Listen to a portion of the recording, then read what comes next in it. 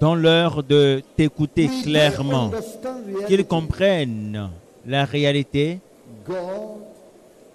Dieu, que ce que nous faisons ici, ce n'est pas du mirage, c'est de la réalité.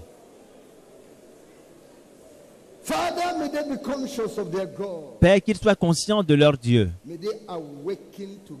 qu'ils soient éveillés pour Dieu, le Créateur, le Dieu vivant parmi nous sur terre, le plus grand, le premier et le dernier, le commencement et la fin. Nous sommes en toi, Jésus. Que l'entendement des gens s'ouvre pour toi, afin qu'ils sachent que tu es Dieu, que tu es le Seigneur, tu es le Sauveur, afin qu'ils sachent que tu n'es point homme, que le diable est une créature devant toi, que tu n'as pas de semblable sur terre et à qui on peut te comparer.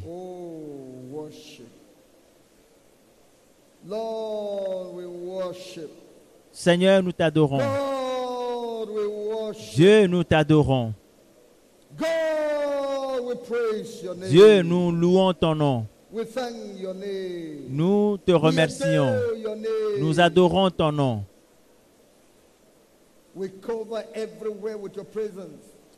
Nous couvrons tout cet endroit avec ta présence, à l'intérieur comme à l'extérieur. La puissance de Dieu. Couvre-nous et entoure-nous, anges de Dieu. Seigneur, que tes anges agissent au milieu de nous, sur la terre comme dans les airs, partout. Au nom de Jésus, qu'ils prennent contrôle comme les accueillants parmi nous, les huissiers, qu'ils vérifient l'ordre des choses, qu'ils arrêtent les ténèbres, qu'ils brisent le diable, qu'ils lui brisent les os et qu'ils le chassent au milieu de nous. Envoie ta puissance, manifeste ta présence. Ô grand Dieu, grand Dieu, au nom de Jésus, tout genou fléchira. Au nom de Jésus, tout genou fléchira. Et toute langue confessera que Jésus est Seigneur, à la gloire de Dieu le Père. Jésus, touche ces gens, touche ces gens, touche leur cœur, ouvre leur cœur, ouvre leurs oreilles, ôte le blocage, ôte le blocage, l'écaille qui leur couvre les yeux, que l'écaille tombe. Tes enfants qui sont dans des liens pendant plusieurs années, Père, qu'ils sont libérés par ta puissance, par la puissance de ta parole. Que l'entendement leur parvienne, l'intelligence leur parvienne. Ils sont tes serviteurs. Jésus, utilise-les. Fais quelque chose en eux, afin qu'ils soient d'un usage utile pour Dieu. Jésus, merci d'exaucer. Merci de nous exaucer. Que ta lumière brille. Que ta lumière brille dans le cœur de ton peuple. Merci Seigneur. Au nom de Jésus, nous avons prié. Divin, nous t'adorons aujourd'hui. Tu nous as réunis à cette conférence internationale des serviteurs de Dieu du mouvement de la sainteté. Tel est ce que vous mettez en relief, car sans la sainteté, personne ne peut aller au ciel. Père, je demande que l'intelligence soit donnée à ces gens. Je prie que le juste soit heureux parce qu'il écoutera la voix du Seigneur. Je prie que les pécheurs soient attirés vers Jésus afin qu'ils se consacrent à lui, qu'ils s'inclinent devant lui. Je prie que par ta parole, la puissance du diable soit consumée au nom de Jésus. Merci Père d'exaucer. Au nom de Jésus, nous avons prié. Vous pouvez vous asseoir.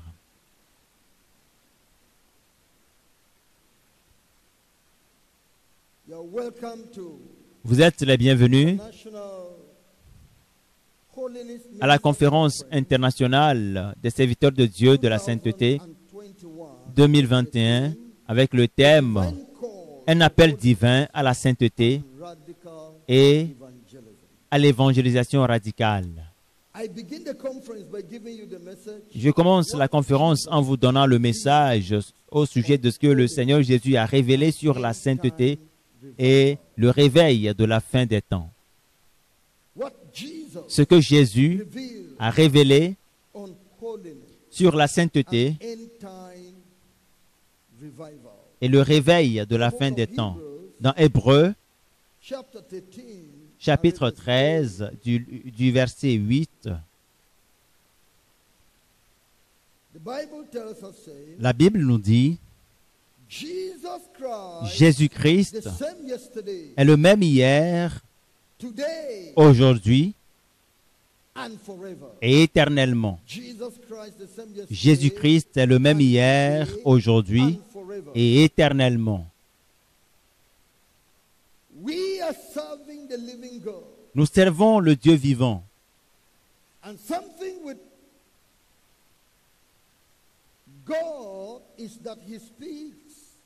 Et l'une des particularités de Dieu, c'est qu'il parle. Dieu n'est pas dans le passé. Il est un Dieu qui vit dans le présent. Autant qu'il a fait dans le passé, il est dans le présent, il est dans le futur. Le même hier, le Jésus dont vous avez entendu parler il y a plus de 2000 ans dans l'histoire, il est le même aujourd'hui.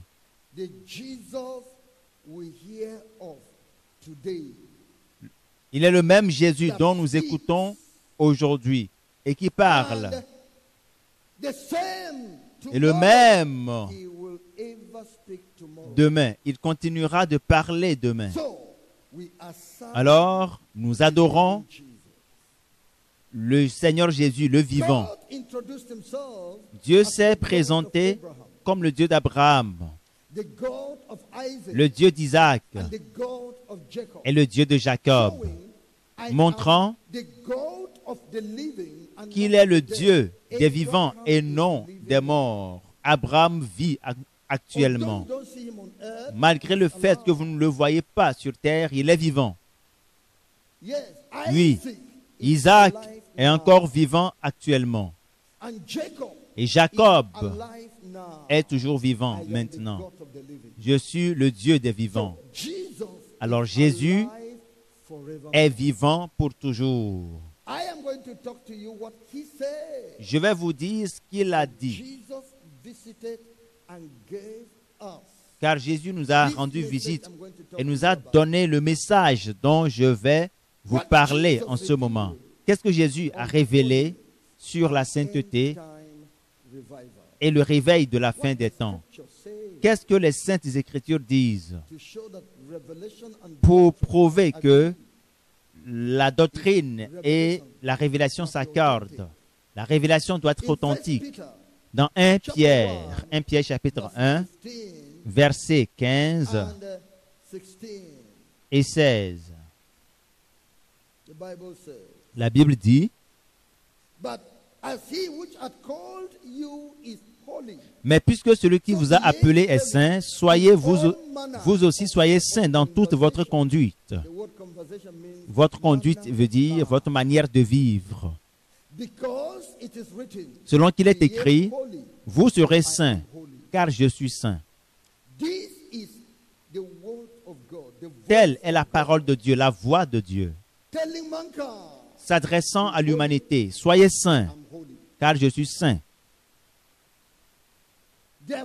Par conséquent, ne permettez à personne de vous tromper en disant que vous ne pouvez être saint. Si c'est le cas, vous êtes un insensé, parce que Dieu a dit, et cela est écrit ici clairement, et vous pouvez lire la Bible. Pourquoi vous permettez à un autre de vous dire des faussetés? Dieu a dit, soyez saints. C'est un ordre, un commandement. C'est une instruction donnée. Soyez saints. C'est un impératif, car je suis saint. Dans Romains chapitre 6, le verset 22, au cas où vous demandez à savoir ce que c'est que la sainteté, la Bible déclare, mais maintenant, étant affranchis du péché et devenus esclaves de Dieu, vous avez pour fruit la sainteté et pour fin la vie éternelle.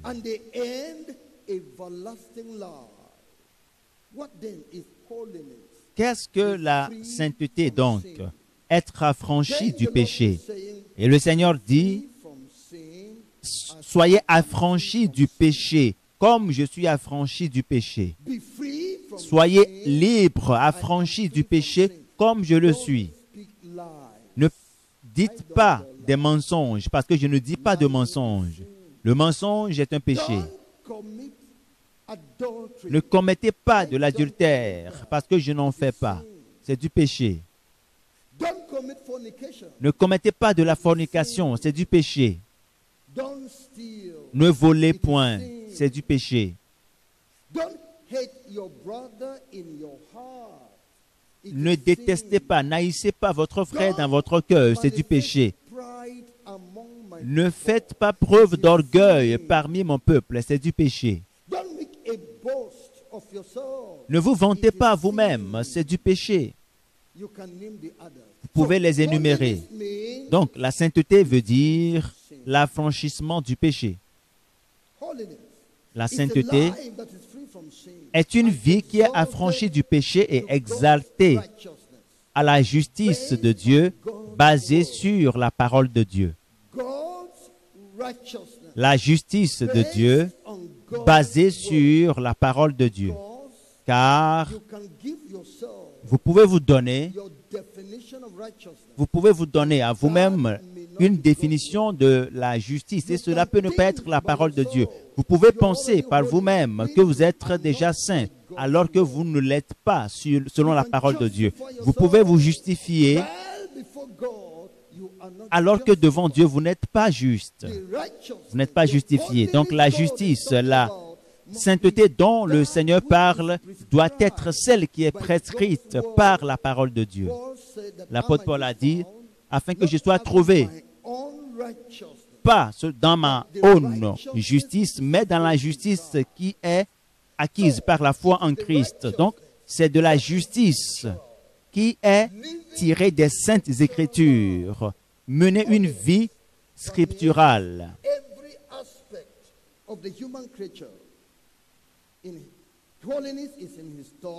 Donc, la sainteté touche les pensées, les actions, le parler.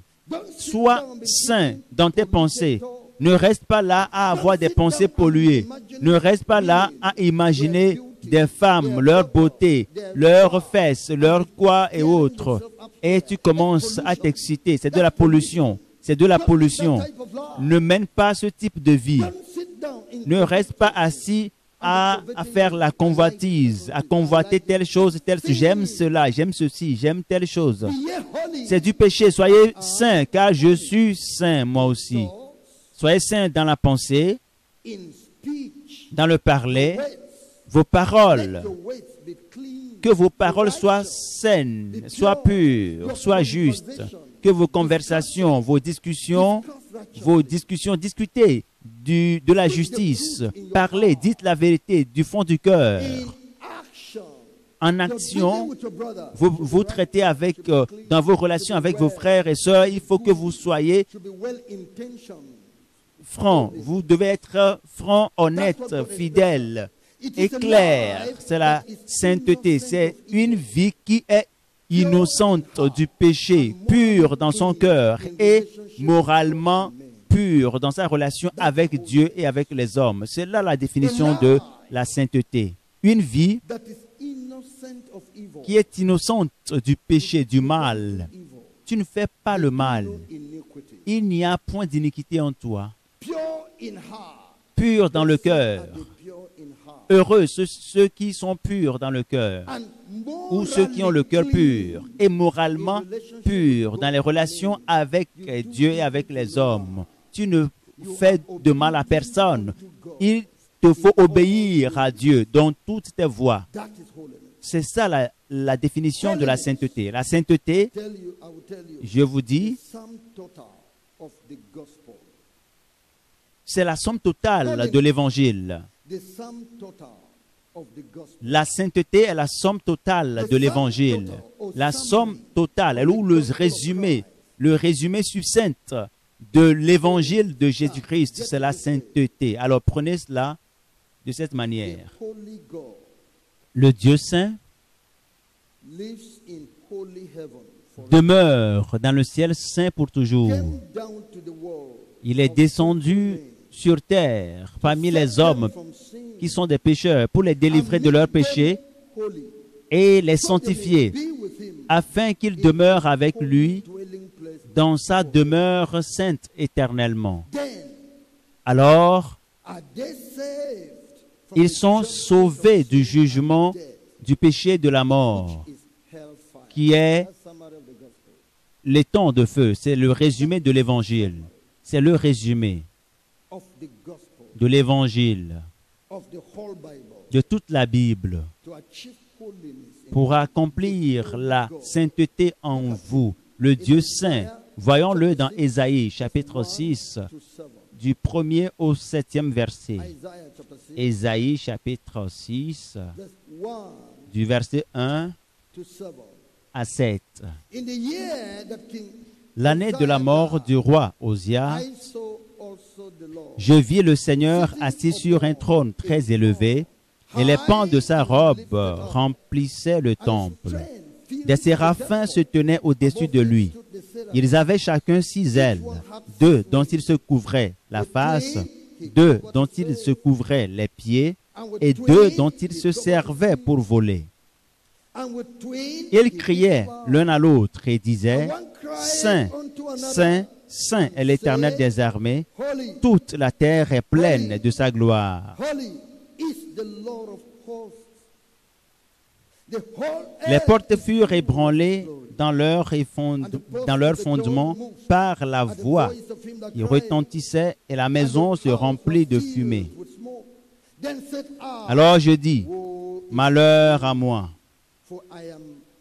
je suis perdu, car je suis un homme dont les lèvres sont impures. J'habite au milieu d'un peuple dont les lèvres sont impures, et mes yeux ont vu le roi, l'Éternel des armées. Mais l'un des séraphins vola vers moi, tenant à la main une pierre ardente qu'il avait prise sur l'autel avec des pincettes.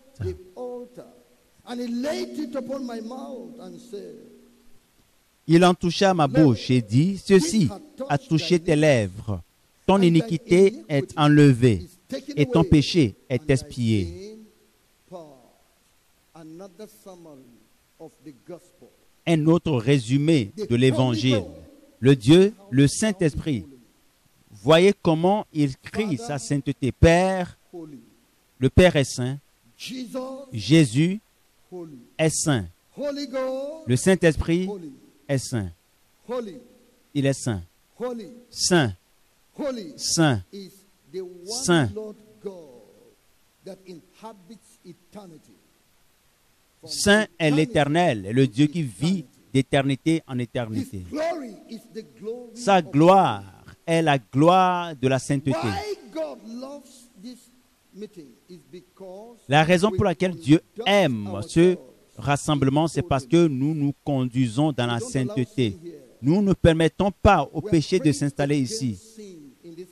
Nous nous érigeons contre le péché dans ce camp. Nous jugeons le péché. Dans la conférence des jeunes, certains des garçons sont venus ici et j'ai appris qu'ils ont emmené une sœur en dehors du camp pour commettre l'immoralité. Et j'ai dit, dans les 3 prochaines années, nous les réprimandons. Ils ne pourront jamais participer à nos conférences. Donc l'environnement ici est pur, moralement pur. Lorsque votre cœur est pur, lorsque vous avez la justice dans votre cœur, alors lorsque Dieu vous voit dans la sainteté, qu'est-ce qui vient dans le cœur de l'homme?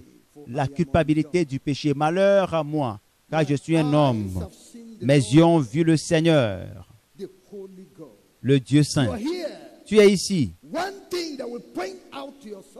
Et la seule chose qui te revient en face, c'est ton péché, parce que tu es dans la présence de l'Esprit Saint. Tu es un homme mortel. Tu es dans la présence de Dieu. Pourtant, ton péché te vient en face et tu réalises tes transgressions. Alors il a crié à l'Éternel et quelqu'un est venu de la présence de Dieu avec une pierre ardente et a touché ses lèvres et a dit, tu te rends conscient de tes péchés, tu te hais toi-même à cause de tes péchés, tu veux être comme Dieu dans sa sainteté, alors cette pierre ardente a touché tes lèvres et ton iniquité a été enlevée, ton péché a été expié. C'est exactement ce qui aura lieu au cours de cette conférence. Ton iniquité sera enlevée. Ton péché sera expié. Et tu te revêtras de la sainteté de Dieu. Que tout le monde dise la sainteté. Dites-le encore, la sainteté. Dites-le la 3e fois, la sainteté. Vous pouvez être saint. Vous serez saint. Vous rentrerez chez vous dans la sainteté. Au nom de Jésus. Maintenant, je parle de ce Dieu saint qui vit dans le ciel saint. L'habitation de Dieu est sainte. La demeure de Dieu est sainte. Dans Deutéronome chapitre 26, je lis le verset 15. Deutéronome 26, le verset 15.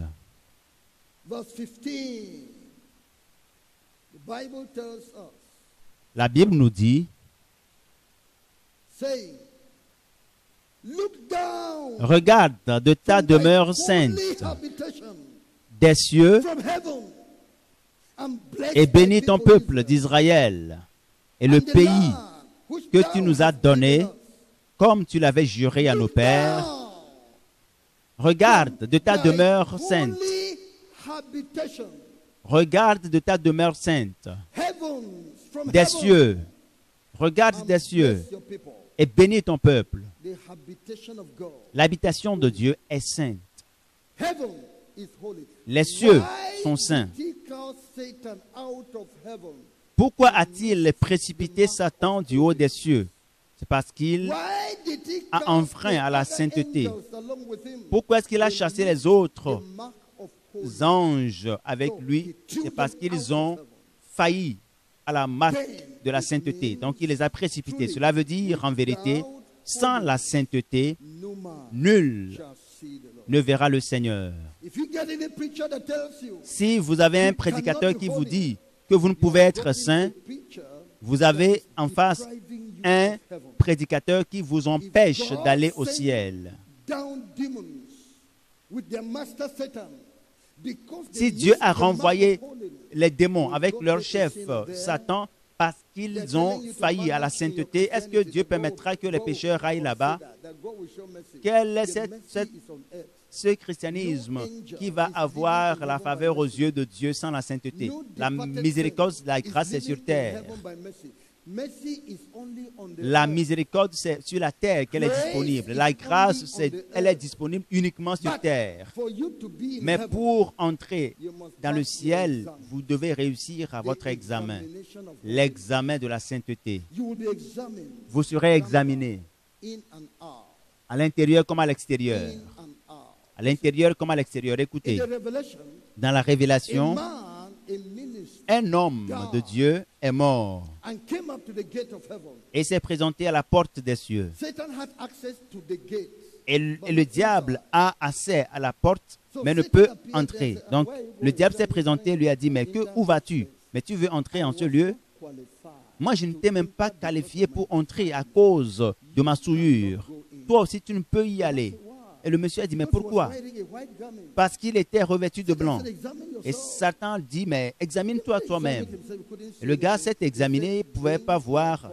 Et il lui a dit, fais sortir ta poche. Et il y a des choses là-bas. C'est un homme qui avait utilisé l'argent de Dieu illégalement. Allez, rapidement.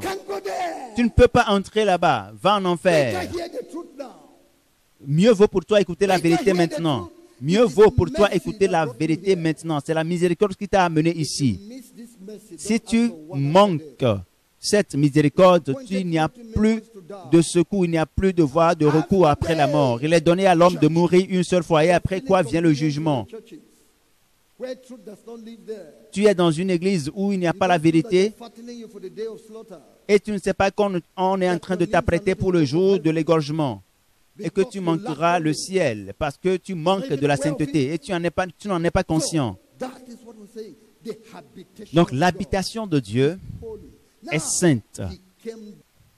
Maintenant, il est descendu sur terre, sur la terre des hommes pécheurs, pour les délivrer de leurs péchés et les sanctifier, afin que les hommes demeurent avec lui éternellement dans sa demeure sainte. Dans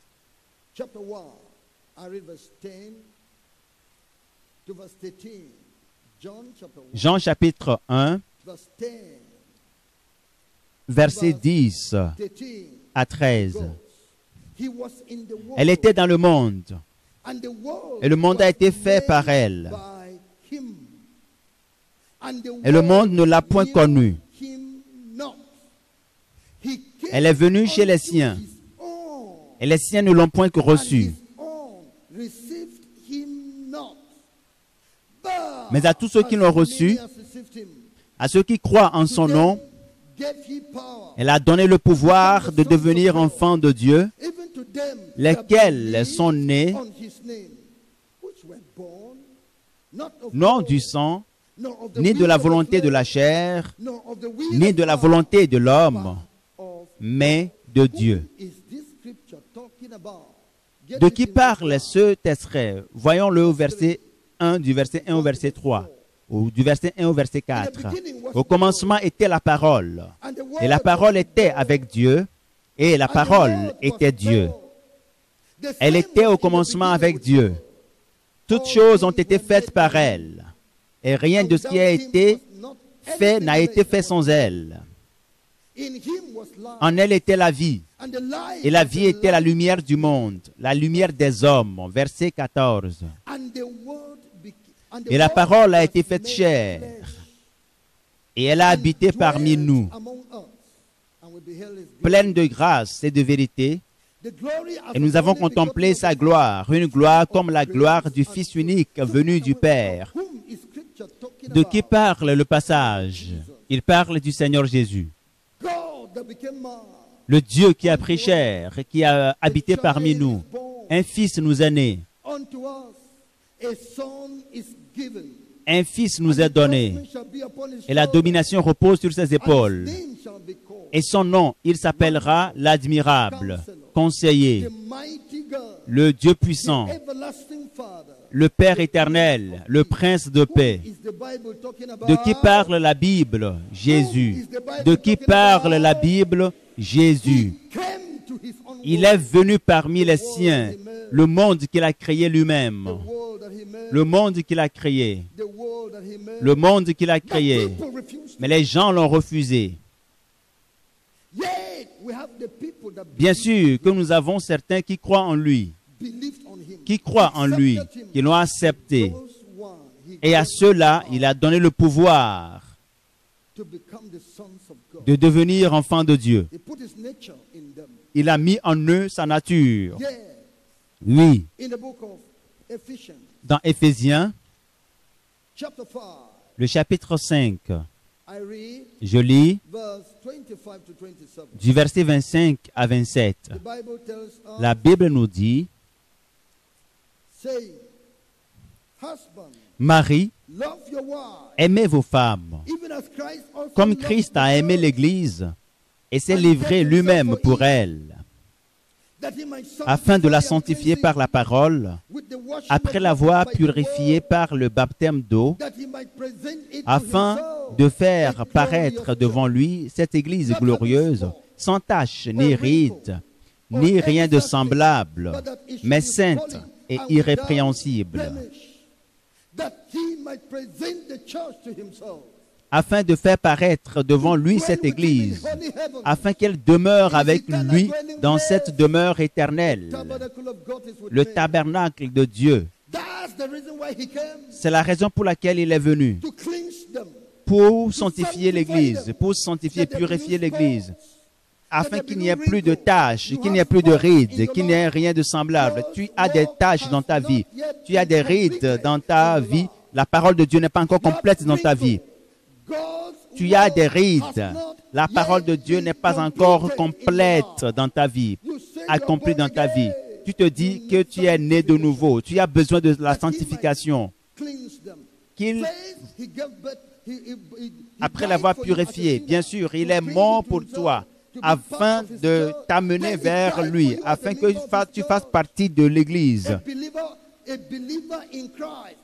afin que tu sois un croyant, et pour que tu sois sanctifié et t'apprêter, après avoir lavé cette robe, et tu la débarrasses de toute tâche, qu'il n'y ait plus de tâche, qu'il n'y ait plus de saleté, de rides.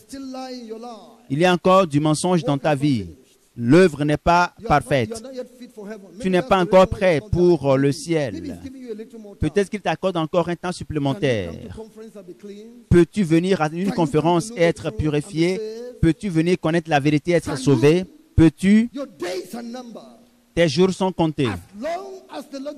Et aussi longtemps que le Seigneur t'accorde ce temps, si jamais tu le gaspilles, alors tu mourras et tu iras en enfer. Que tu sois un serviteur de Dieu, un surintendant, un fondateur, quel que soit le titre que tu te donnes,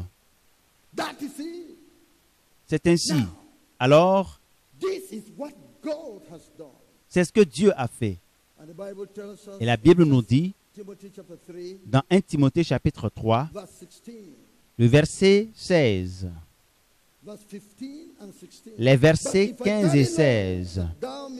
Mais afin que tu saches, si je tarde, comment il faut se conduire dans la maison de Dieu, qui est l'église du Dieu vivant, la colonne et l'appui de la vérité.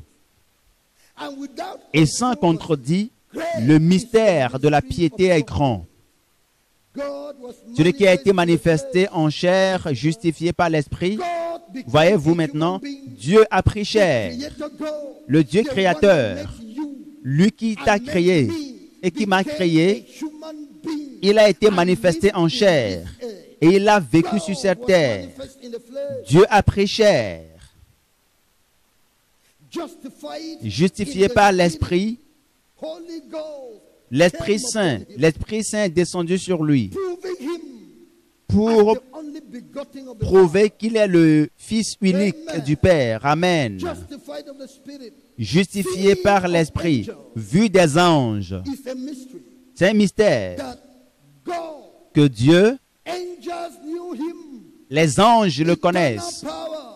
La puissance éternelle, la vie éternelle, l'autorité éternelle, le grand Créateur. Les anges le savaient et le connaissent, qu'il parle et la chose arrive. Mais à leur grande surprise, ils le voient, ils l'ont vu petit. parmi les hommes, allant d'un lieu à un autre, au point où les gens ont pris une pierre pour le lapider. Les gens ont craché contre lui dans son visage. C'est un mystère pour les anges. Un réel mystère. Un mystère pour les anges. Alors, voyez,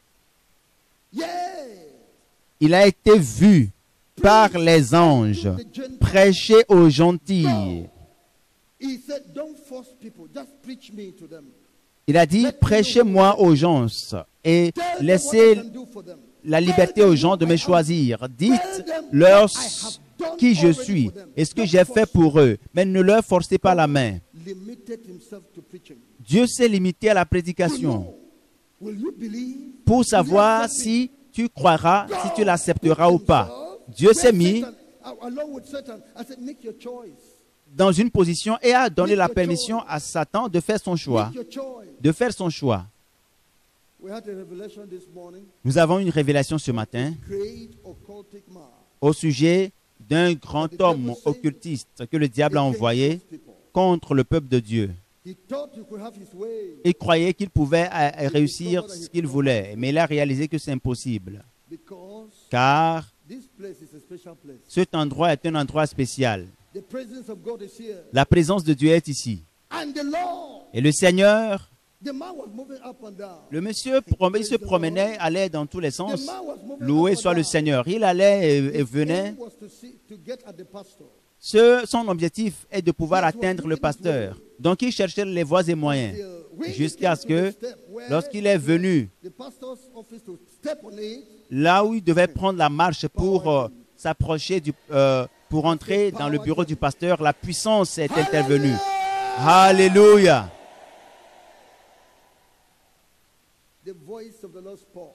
Le Seigneur a fait retentir sa voix. Tu ne peux pas le faire. C'est impossible. Ce n'est pas ici. Vérifie très bien si cet endroit ressemble aux autres endroits en ville. Tu ne peux pas le faire ici. Ma présence est ici. Alléluia.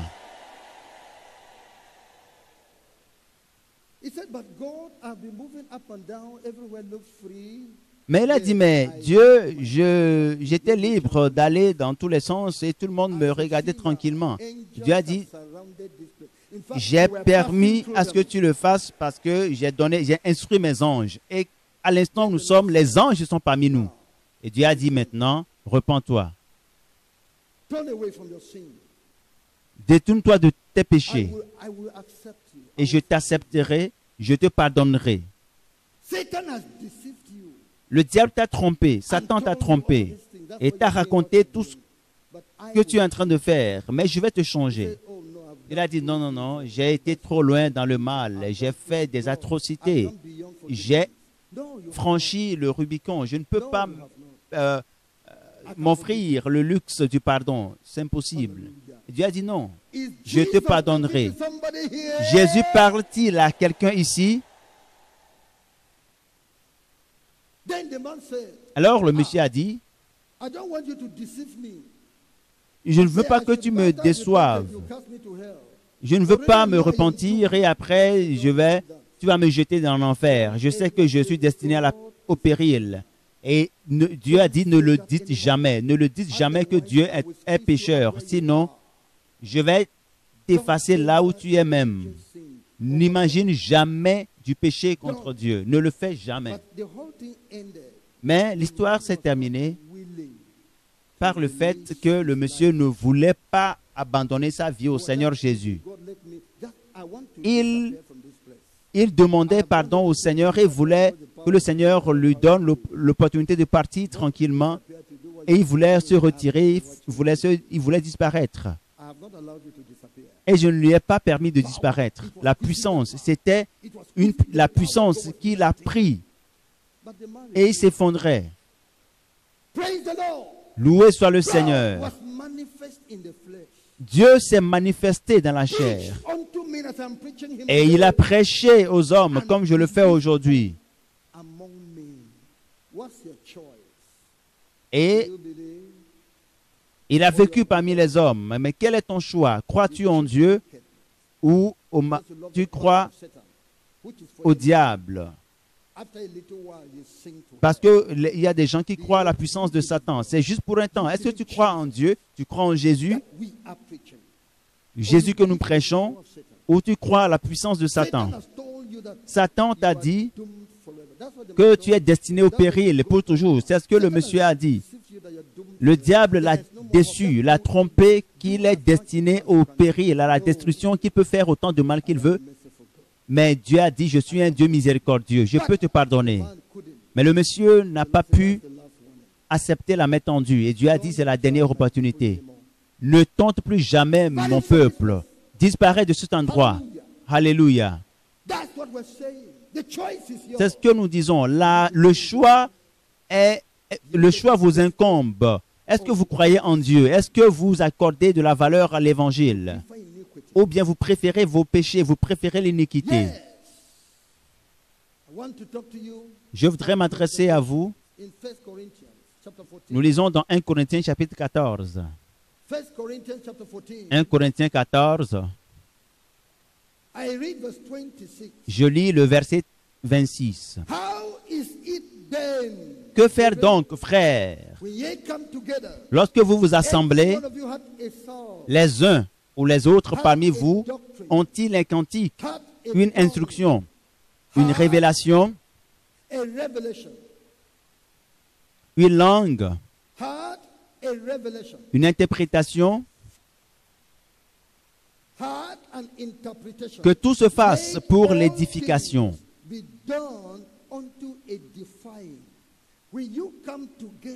Lorsque nous venons ensemble, nous nous retrouvons ensemble en tant qu'Église dans un rassemblement chrétien, ces choses énumérées peuvent se manifester, peuvent être pratiquées. Qu'est-ce que c'est? Les cantiques. On chante, on adore. Les enseignements, vous ouvrez les Saintes Écritures et vous enseignez la justice, la vérité des Saintes Écritures. Une langue, quelqu'un inspiré à parler dans une autre langue, selon le don du Saint-Esprit.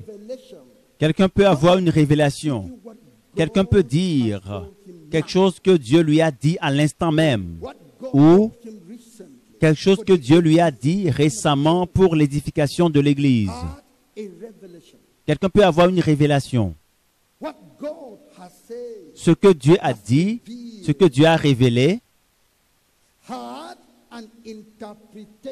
Quelqu'un peut avoir une interprétation. Au cas où la révélation n'est pas claire, alors elle est interprétée, expliquée.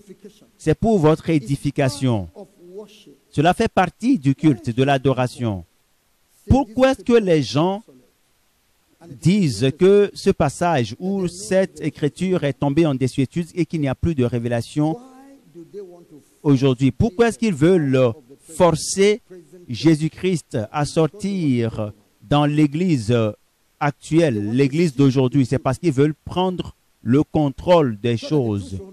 Ils ne veulent plus donner du crédit à la vérité afin qu'elle soit prêchée et enseignée. C'est pour cela qu'ils disent, c'est pour cela qu'ils contestent toute révélation. Mais voyez les Saintes Écritures. Et aujourd'hui, il n'y a plus de cantique. Donc, il n'y a plus d'enseignement des doctrines de Dieu aujourd'hui. Cela appartient au passé. Donc, il n'y a plus de don de l'Esprit aujourd'hui. Sinon, si on a encore des chants de louange et d'adoration dans l'Église, s'il y a encore des enseignements de la parole de Dieu, on ouvre la parole de Dieu, alors il y a encore des révélations. Et je vais entrer maintenant dans les révélations. Est-ce que je suis prêt pour y aller? Est-ce que vous êtes prêts à les accepter? Qu'est-ce que Jésus-Christ a dit? Le 5 mai 2021, il y a de cela 3 mois, Jésus s'est révélé à nous dans une révélation. Dans cette révélation, les livres vous seront distribués. Un mois plus tard, la révélation sur TB Joshua est sortie. Le Seigneur est prêt à faire des merveilles parce qu'il n'y a plus de temps.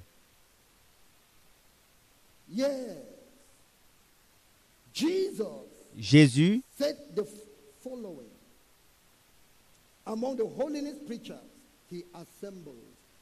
a assemblé les prédicateurs de la sainteté. Et il a fait des observations parce que nous devons parfaire la sainteté. La sainteté. Il faut qu'elle soit parfaite. Voyons-le dans 2 Corinthiens chapitre 7, le verset 1. Ayant donc de telles promesses, bien-aimés, purifions-nous de toute souillure, de la chair et de l'esprit, en achevant notre sanctification dans la crainte de Dieu.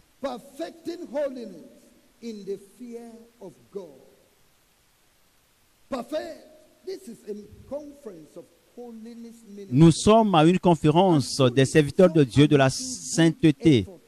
Et en vérité, beaucoup sont en train de faire des efforts pour la sainteté. Mais Dieu dit que ce n'est pas encore parfait, parce que tout ce que Dieu a fait est parfait. Alors ce que Dieu veut, c'est que vous soyez parfaits. Soyez parfaits, comme votre Père qui est dans les cieux est parfait. Changez votre mentalité vis-à-vis de ce christianisme parfait. Allez chercher la perfection. Et il est capable de les sauver. Il est capable de faire l'intercession en leur faveur.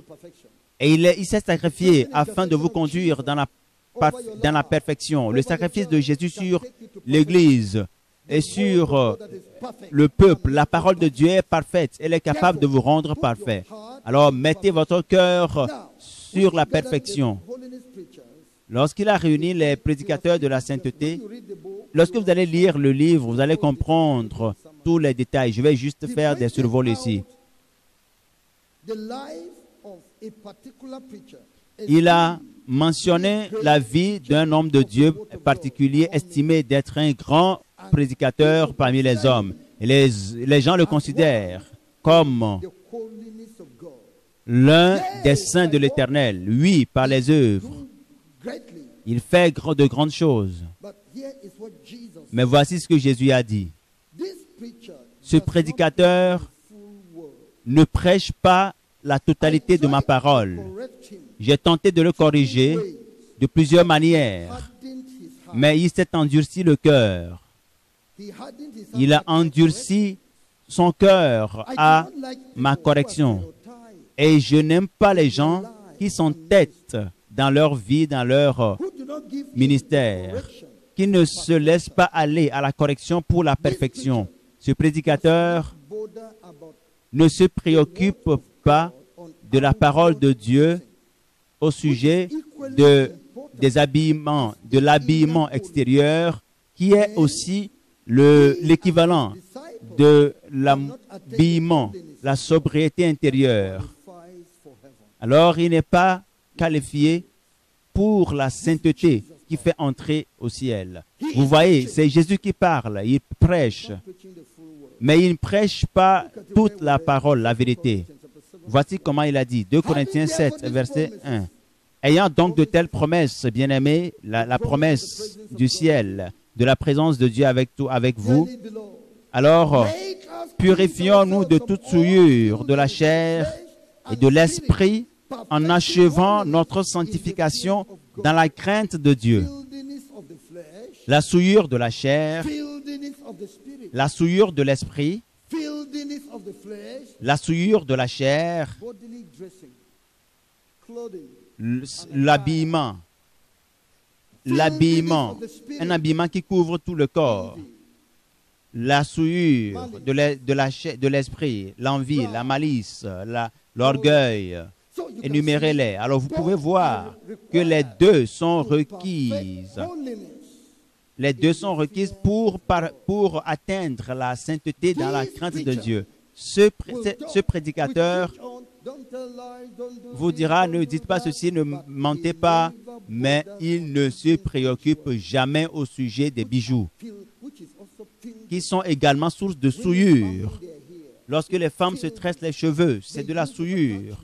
Lorsque ils utilisent toutes sortes d'ornements, ne vous préoccupez pas de cela. Ils n'en parlent jamais.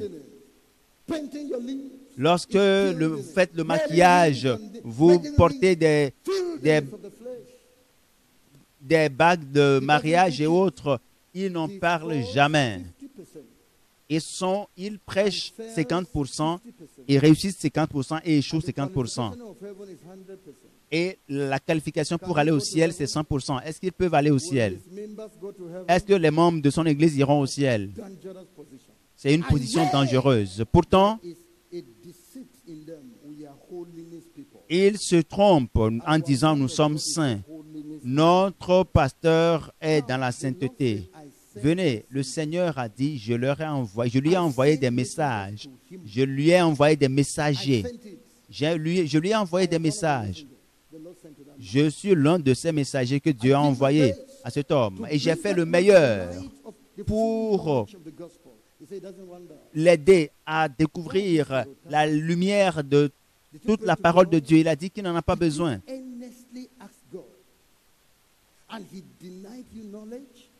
Est-ce que tu as demandé la sagesse à Dieu et il te l'a refusé? Dieu n'est pas injuste pour te refuser la connaissance de la vérité.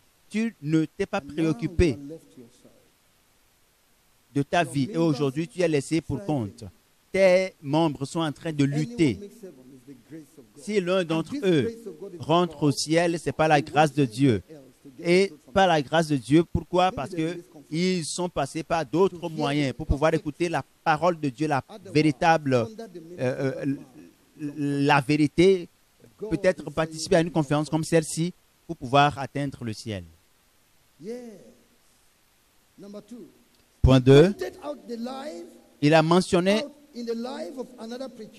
un autre orateur, un autre prédicateur qui est estimé être un prédicateur de la sainteté. Il a dit, ce prédicateur fait des efforts en enseignant et en prêchant ma parole. Mais il vit dans une grande désobéissance qui est... Il est en train de faire... Un homme est reconnu par ses fruits. Ils portent des fruits qui sont à l'image de leur identité. Alors, tel le leader, tel les disciples. Il a dit,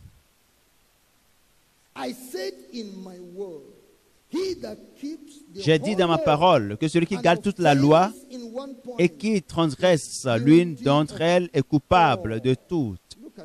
Voyez-le dans Jacques, chapitre 2. Jacques, chapitre 2. Je lis le verset 10.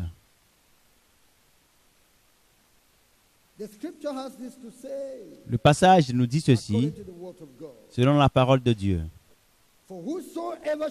Car quiconque observe toute la loi, mais pêche contre un seul commandement, devient coupable de tous. Venez. Qu'en est-il de toi qui es marié à une femme qui n'est pas votre femme, votre première femme, et vous dites que c'est votre femme de ministère? Vous êtes coupable. Vous êtes coupable de tout. Vous êtes logé à la même enseigne que les voleurs, les gens de Boko Haram. Lui commet tel péché, toi tu commets un autre péché. Vous êtes tous des pécheurs. Si vous n'êtes pas un pécheur, alors ôtez ces choses de votre vie. Changez, repentez-vous. Sinon, toutes ces choses que vous faites n'ont aucun sens. Votre nom n'est pas écrit dans le livre de vie. Votre nom.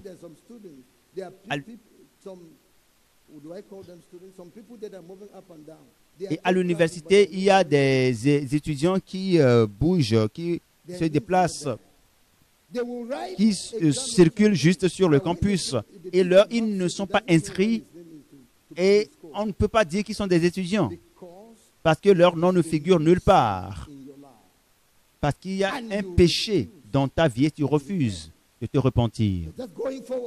Tu avances seulement. Tu te dis que tu es juste. Et bien sûr que tu te disciplines à ne pas faire telle ou telle chose. Mais il y a un péché dans ta vie. Peut-être que tu es une sorcière, un sorcier.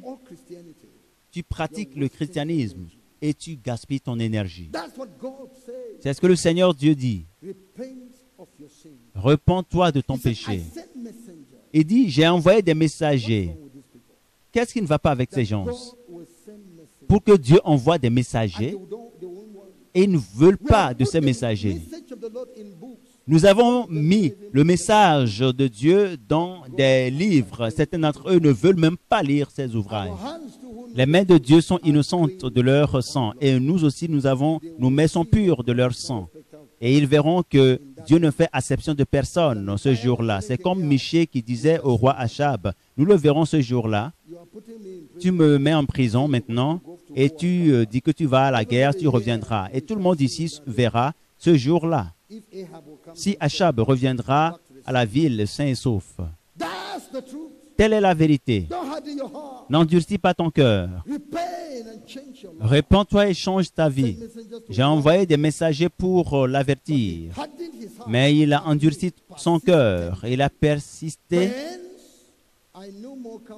et je ne le considère plus comme un prédicateur de la sainteté. Je ne le considère plus sa dénomination comme une dénomination de sainteté.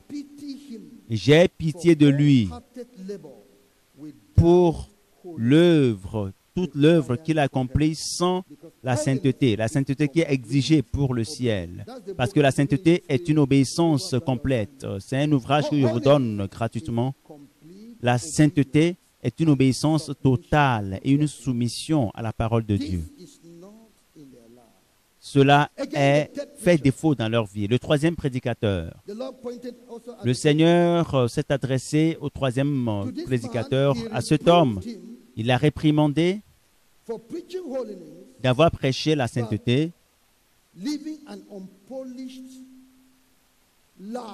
mais vivre dans une vie de pollution dans son attitude et dans sa relation avec les autres. Il est terrible, redoutable, dur, méchant, difficile, y compris envers ses membres. Ses membres ont vraiment peur de lui, pas d'une piété, d'une peur en Christ, mais c'est une peur servile. Et son attitude a limité son Église. Son attitude a limité la croissance de son Église. Et pour lui, il a répondu à Dieu en disant, je ne veux pas m'ouvrir aux autres parce que le monde est corrompu. Je ne veux pas que les gens me corrompent. Et Jésus lui a dit, quand je suis venu dans ce monde, est-ce que je me suis laissé aller à la ségrégation? Et si je le faisais, comment puis-je atteindre les gens si je ne peux pas m'approcher des gens, si je ne peux pas les rencontrer?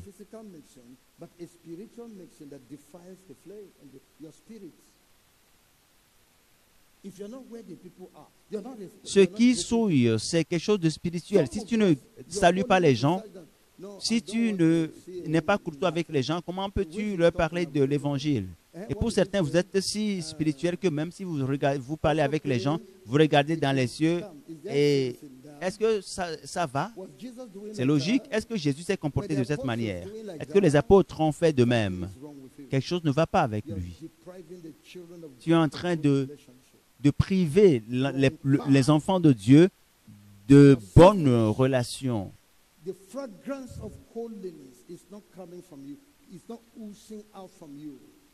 Et la sainteté ne se dégage pas de toi pour bénir les autres. Le Seigneur l'a réprimandé. La sainteté est une vie d'amour. La sainteté est une vie de gentillesse. Sois gentil dans ton attitude, dans tes relations. Apprends à sourire. Ta sainteté ne sourit jamais. Et tu ne peux même pas aimer les gens. Tu te dis saint. C'est faux. Si tu as la sainteté en toi, cela va briller.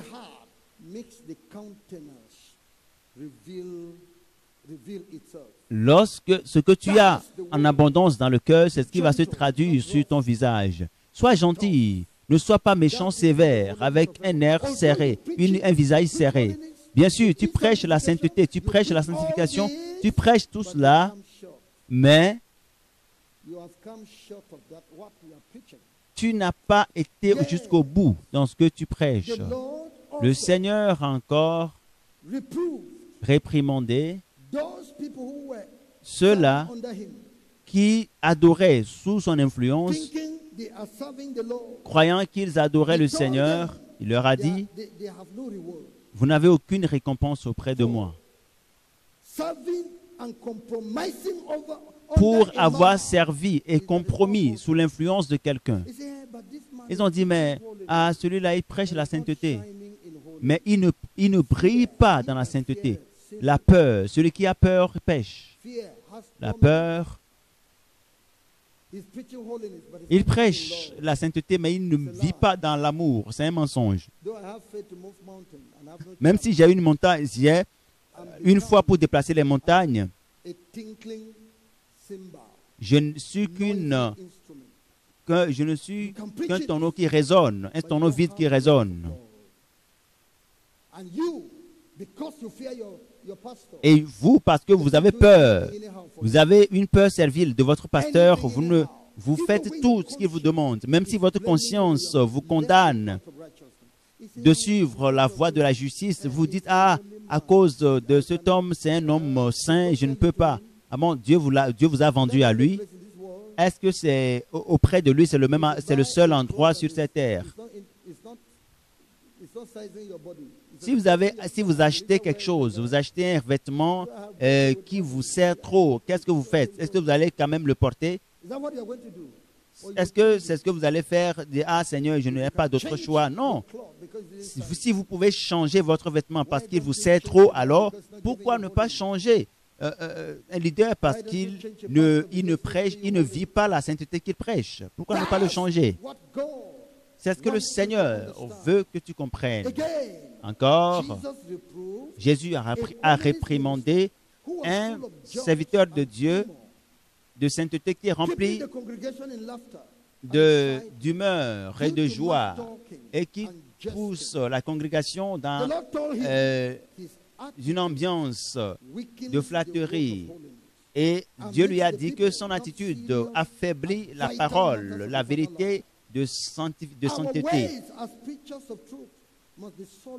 Et notre manière de prêcher la vérité doit être sobre, sérieux, sincère, afin que les gens puissent craindre l'Éternel et qu'ils cherchent l'Éternel pour la miséricorde et la grâce, pour le salut, la sainteté, pour la vie éternelle. Dans Actes des Apôtres, chapitre 26, du verset 24 à 28.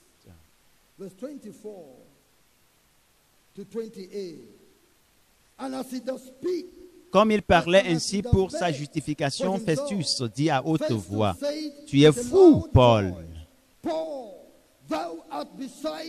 Ton grand savoir te fait déraisonner. » Je ne suis point fou. Très excellent Festus, répliqua Paul. Ce sont au contraire des paroles de vérité et de bon sens que je prononce. Le roi est instruit de ces choses et je lui en parle librement, car je suis persuadé qu'il n'en ignore aucune, puisque ce n'est pas en cachette qu'elles se sont passées. Crois-tu au prophète, roi Agrippa? Je sais que tu y crois.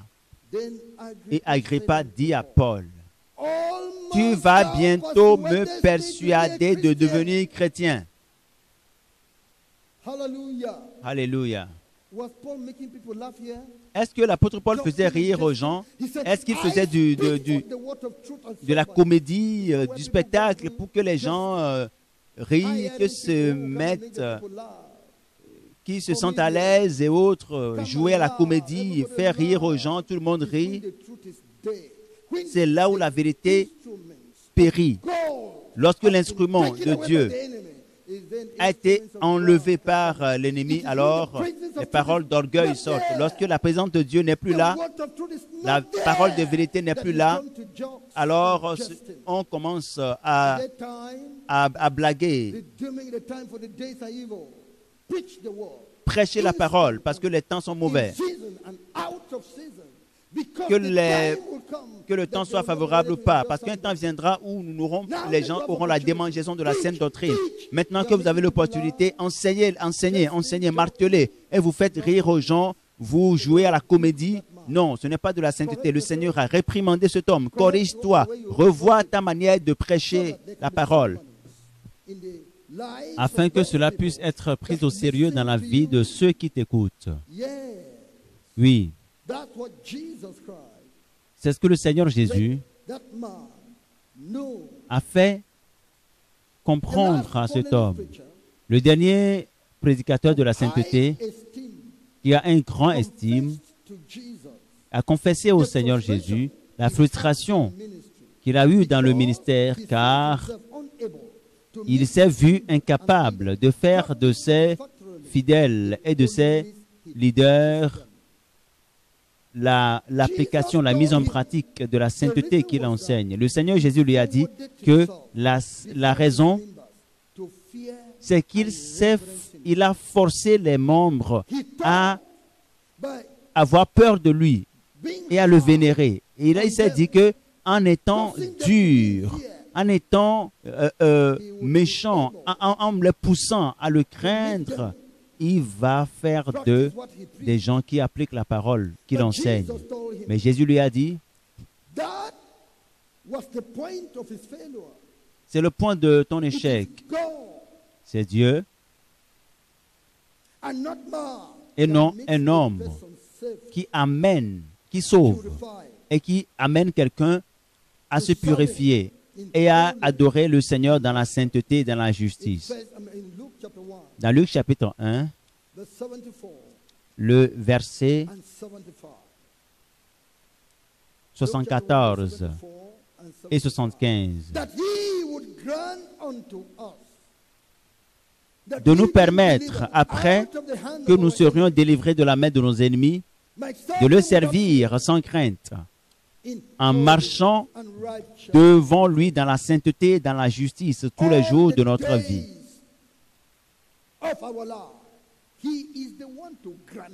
C'est lui qui accorde cela. Prédicateur, ce n'est pas toi. Prédicateur, ce n'est pas toi. J'ai raconté une histoire. On m'a raconté l'histoire d'une femme qui a ordonné à sa petite sœur de s'incliner avec un bâton à la main. Et la jeune fille s'est mise à genoux et qui a dit, tu dois donner ta vie au Seigneur Jésus. Ouvre ta bouche et dis, Jésus, viens dans ma vie.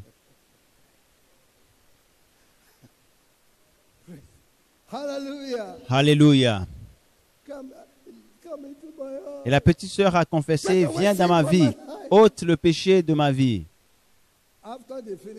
Après cet exercice, j'étais là. Après cet exercice, c'est terminé. Est-ce que cette fille est sauvée? Ce n'est pas par ta force ou ta puissance. N'utilise pas ta force puissance à forcer quelqu'un à être juste.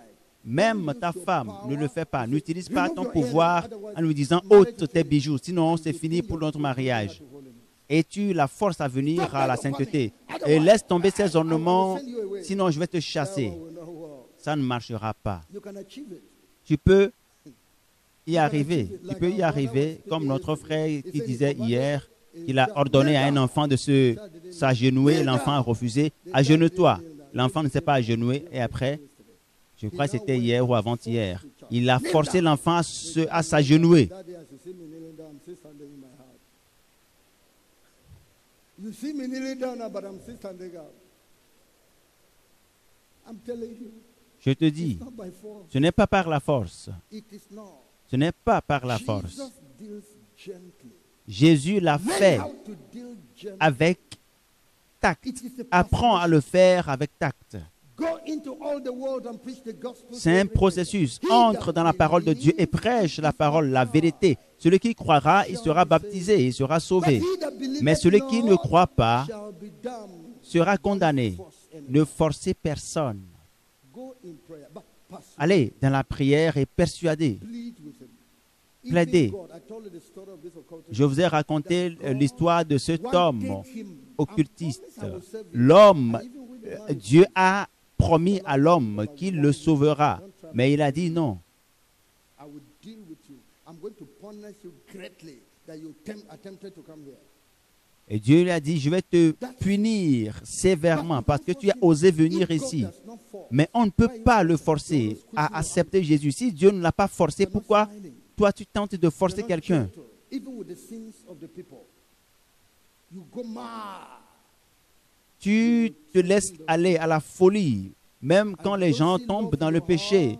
Non, tu ne peux pas. Their heart towards Les gens vont fermer leur cœur. Therefore, Jesus Alors told that Jésus preacher, you a are dit à the ce reason prédicateur, why tu as la raison pour laquelle people are not practicing tes gens ne righteousness mettent pas of en God. pratique la justice et la sainteté. Yeah. Oui, Jesus told him also Jésus lui a that dit aussi que since he depuis was qu'il s'est replaced, qu'il a été remplacé par le his prédicateur, members could not produce the ses membres ne It is peuvent him plus to do it. produire les fruits de la repentance parce que c'est lui qui le fait, c'est Jésus qui le fait, c'est son esprit qui le fait, mais il s'est substitué But you à get Jésus frustrated. et Jésus le lui a permis et il a été frustré parce qu'il n'a pas pu atteindre l'objectif. The Lord reproved À him côté de of his cela, bad le Seigneur l'a réprimandé for à long, cause de sa mentalité qu'il a développée pendant longtemps et and qui inconsiderate a of the feelings l'a of people. amené à être insensible aux sentiments des gens. Compromising in his preaching. Et aujourd'hui, il est en train de compromettre les Saintes Écritures. Et aujourd'hui, les impies l'invitent dans des églises dont les autels sont pollués par les sacrifices humains.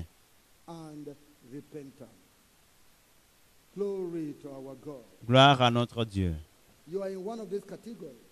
Tu fais partie de l'une de ces catégories de prédicateurs de la sainteté. Si c'est le cas, va revoir tes pas, ton chemin pour le ciel. La Bible nous dit dans Jacques, chapitre 1, du verset 22 à 25. Mettez en pratique la parole et ne vous bornez pas à l'écouter en vous trompant vous-même par de faux raisonnements. Car si quelqu'un écoute la parole et ne la met pas en pratique, il est semblable à un homme qui regarde dans un miroir son visage naturel et qui, après s'être regardé, s'en va et oublie aussitôt quel il était. Mais celui qui aura plongé les regards dans la loi parfaite, la loi de la liberté, et qui aura persévéré, n'étant pas un auditeur oublieux, mais se mettant à l'œuvre, celui-là sera heureux dans son activité.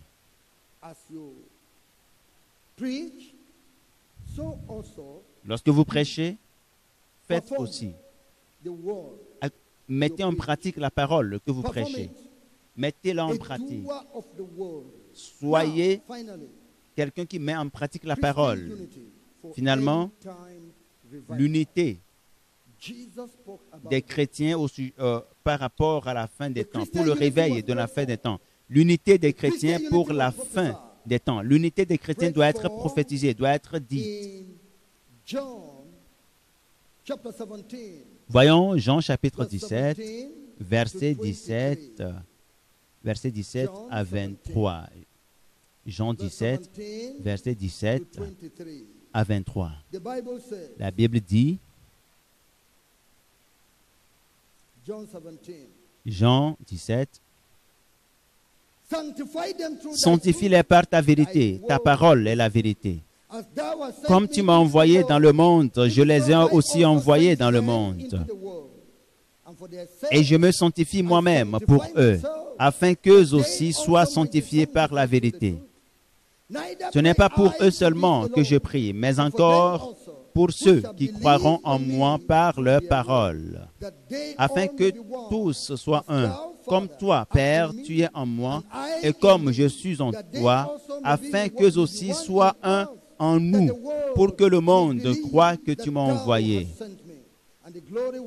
Je leur ai donné la gloire que tu m'as donnée, afin qu'ils soient un, comme nous sommes un.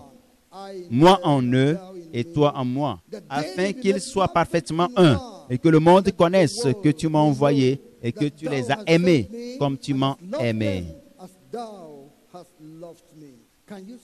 Voyez-vous maintenant la prière pour l'unité chrétienne. Jésus a prié pour l'unité chrétienne parce que c'est essentiel pour la propagation de l'Évangile dans le monde. Les apôtres ont exhorté les croyants à l'unité chrétienne. 1 Corinthiens chapitre 1, versets 10 à 13. 1 Corinthiens chapitre 1, versets 10 à 13. Je vous exhorte, frères, par le nom de notre Seigneur Jésus-Christ, à tenir tous un même langage et à ne point avoir de division parmi vous, mais à être parfaitement unis dans un même esprit et dans un même sentiment. Car, mes frères, j'ai appris à votre sujet par les gens de Chloé qu'il y a des disputes au milieu de vous. Je veux dire que chacun de vous parle ainsi. Moi, je suis de Paul, et moi d'Apollos, et moi de Képhas, et moi de Christ. Christ est-il divisé? Paul a-t-il été crucifié pour vous? Ou est-ce au nom de Paul que vous avez été baptisés? Les dénominations ont constitué une grande déception pour plusieurs dans notre temps.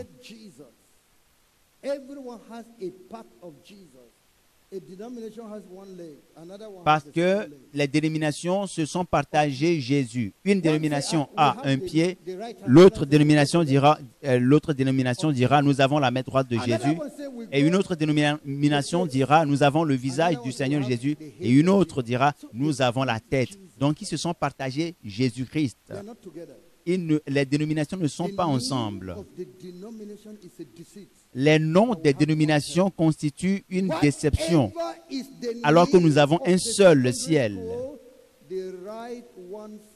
Quel que soit le nom de l'école, du collège, à la fin, tous les élèves vont passer le même examen, passer d'une localité à une autre, parce que celui qui passera l'examen, c'est toi. Si tous les élèves de votre école ne veulent pas passer, mais toi tu passeras l'examen. Si tous les serviteurs de Dieu ou tous les enseignants dans votre école n'enseignent pas bien dans leur école, pour une raison ou une autre, pourquoi est-ce que toi tu n'iras pas prendre des ouvrages auprès d'un ami?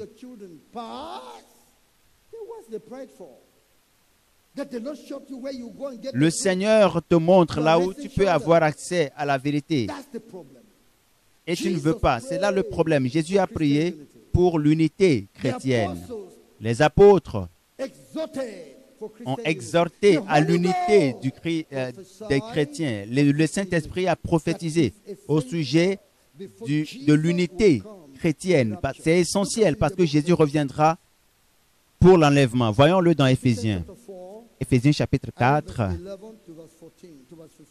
du verset 11 à 15.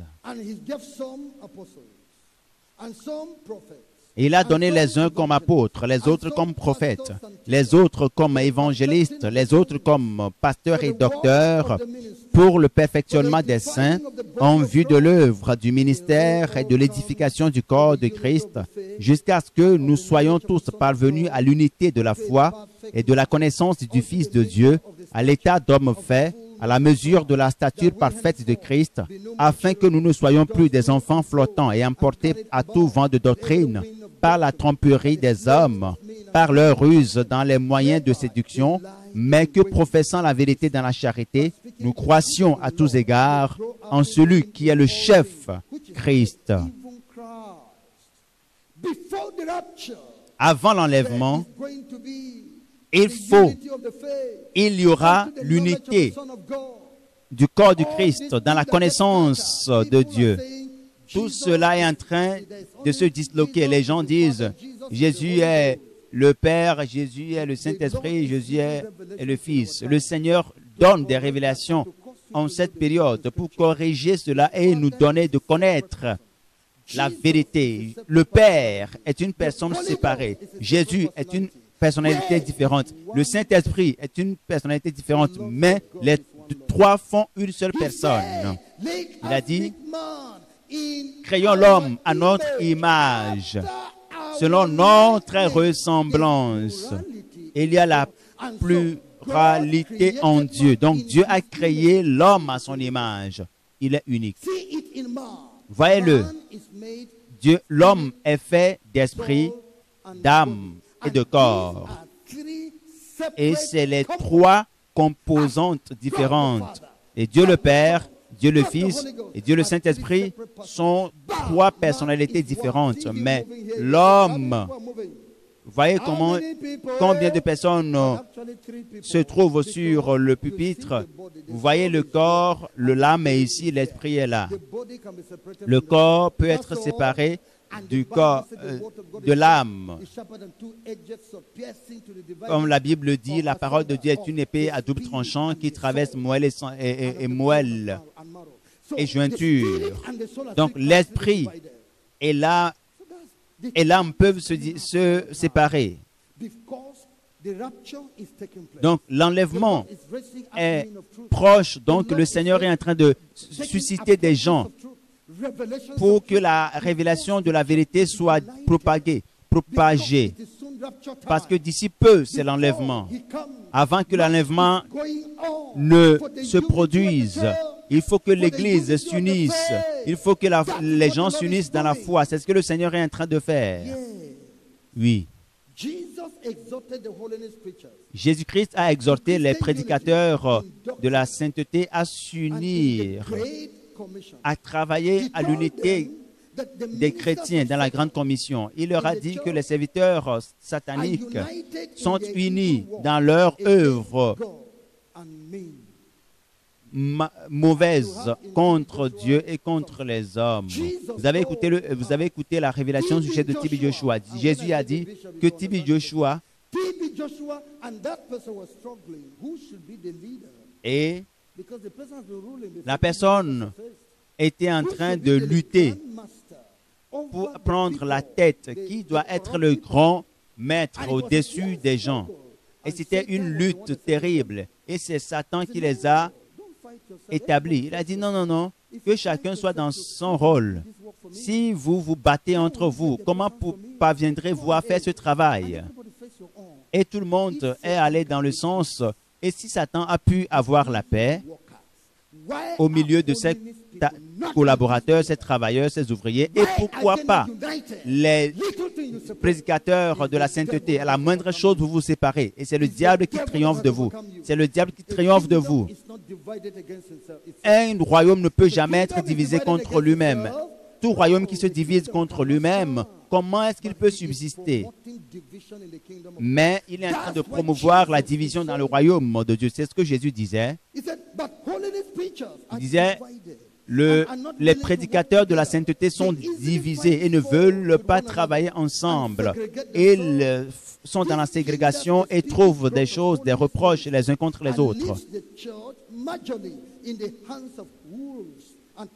Et ce qui fait qu'ils sont en train de laisser aujourd'hui l'Église entre les mains des loups et des ravisseurs. À la moindre chose, ils se séparent. Actes chapitre 15. Acte 15.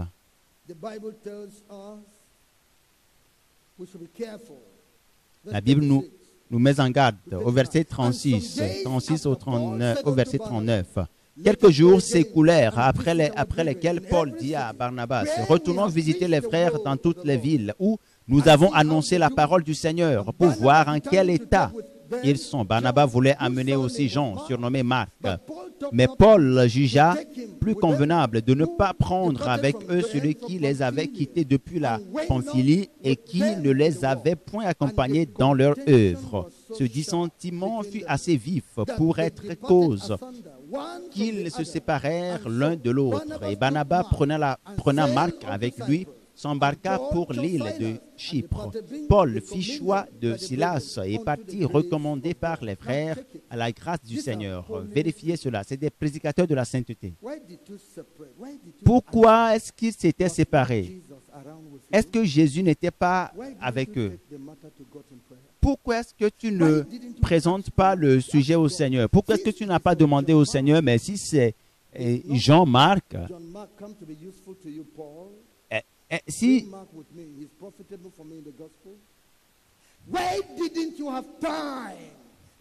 pourquoi est-ce que tu n'as pas dégagé du temps pour demander à Dieu, le Dieu saint, mais montre-moi ce que je dois faire? Mon frère m'a demandé qu'on y aille avec Jean-Marc, mais moi je ne le vois pas de cette manière. Qu'est-ce que tu en dis? Barnabas, qu'est-ce qui t'arrive? Mais tu es un homme spirituel. Pourquoi est-ce que tu n'as pas présenté le sujet à Dieu? Seigneur, je sens que Jean-Marc doit y aller avec moi, mais Paul dit non, pas question. Viens, que dis-tu? Si j'ai raison, alors parle à Paul afin qu'il accepte. Mais pourquoi?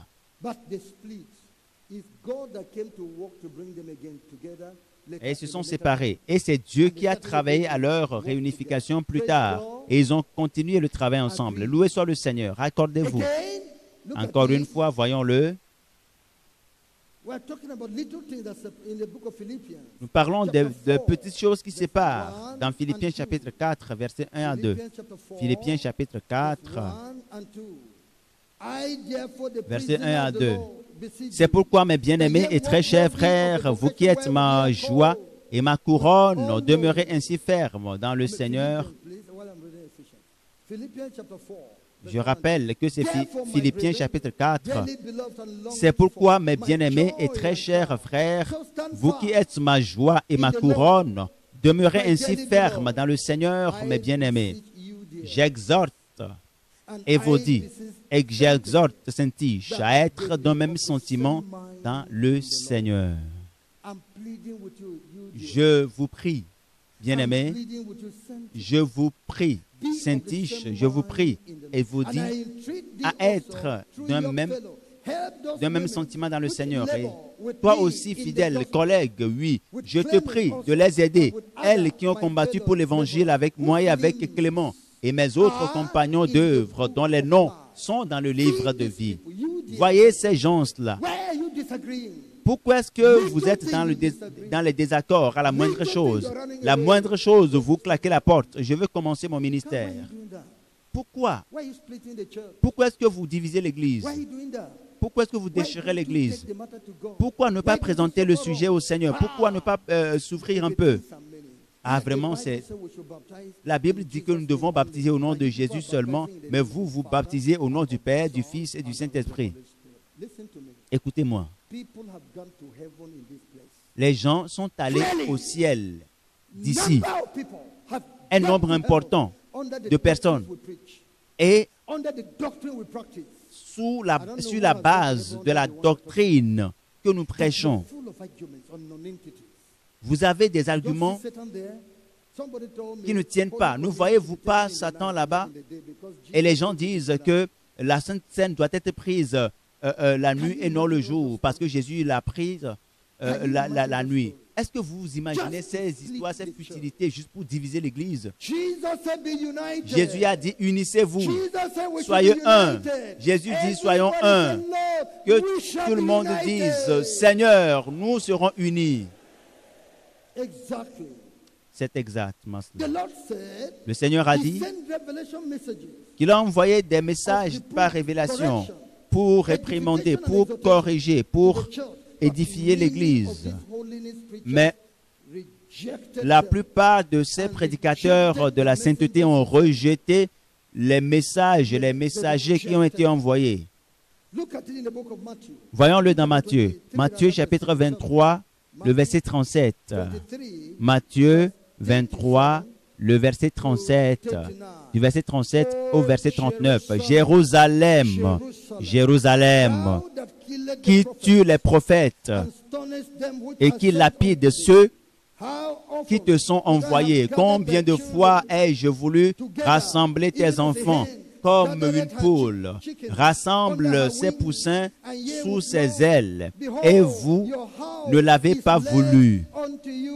Voici votre maison vous sera laissée déserte, car je vous le dis, vous ne me verrez plus désormais jusqu'à ce que vous disiez, béni soit celui qui vient au nom du Seigneur.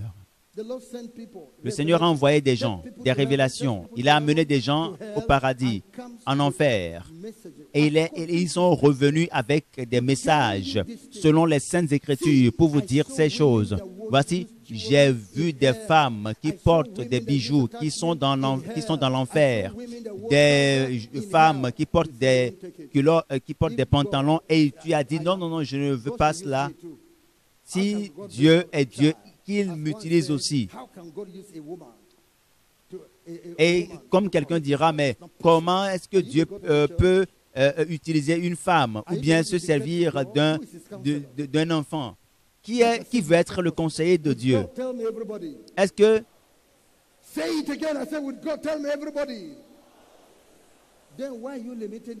Pourquoi est-ce que tu es en train de limiter Dieu? Quelqu'un dira, ce n'est pas possible que quelqu'un meure et revienne avec un message de l'autre côté. Lorsque Lazare est mort, je ne l'ai pas vu venir avec un message. Notre Dieu est un Dieu d'ordre. Depuis le commencement, il sait comment le faire et quand le faire. Cherchez la connaissance des Saintes Écritures. Lorsqu'il y a la lumière du jour, est-ce qu'on utilise une torche? Et pendant le jour, lorsque le soleil est encore en train de briller, est-ce qu'on peut utiliser une lampe? Non. Jésus était sur terre. Qui enverra un autre message vers lui? La parole parfaite était sur terre. La parole complète était sur terre. Il nous a donné toute la parole dans son entièreté. Et la grâce et la vérité sont venues par Jésus-Christ. Et tu es en train de penser, mais nous n'avons pas vu des exemples au temps de Jésus. Cela n'était pas requis. Cela n'était pas requis. Parce que l'époux était encore là. Plus question de jeûner. C'est quand il est parti qu'ils ont jeûné.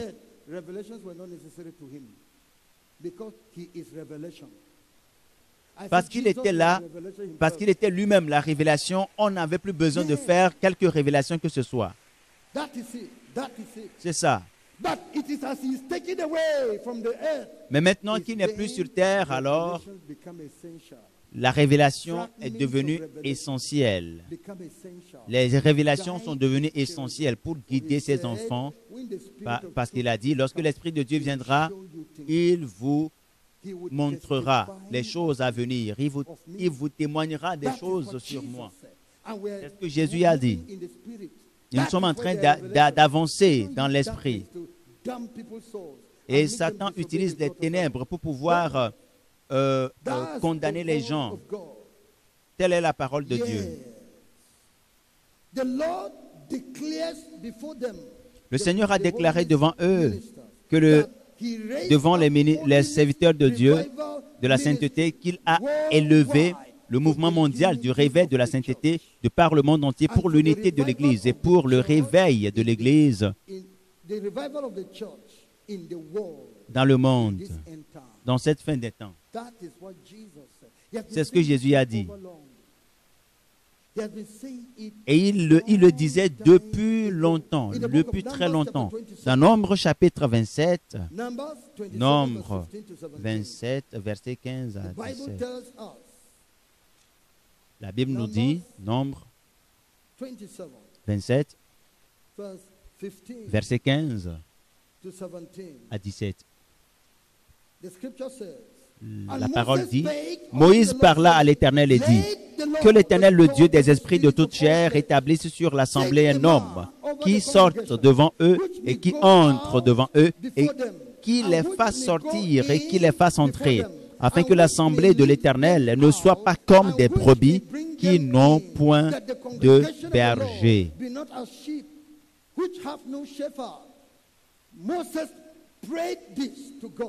Moïse a fait cette prière, a demandé au Seigneur de susciter un homme,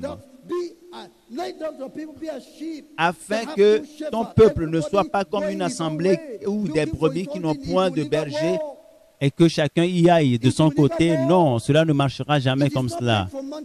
Il n'est pas donné à l'homme de diriger ses propres pas. C'est Dieu qui doit diriger les pas de l'homme. Quand il n'y avait point de roi en Israël, chacun faisait ce qui lui semblait bon. Et il faudrait qu'un roi vienne pour rétablir l'ordre. C'est pour cela qu'un leader est très essentiel. Voyons-le également dans le livre de 1 Samuel, le chapitre 8. Je lis le verset 5. La prière pour avoir un leader. 1 Samuel chapitre 8, le verset 5. La Bible nous dit, c'est très vital, c'est important. C'est important.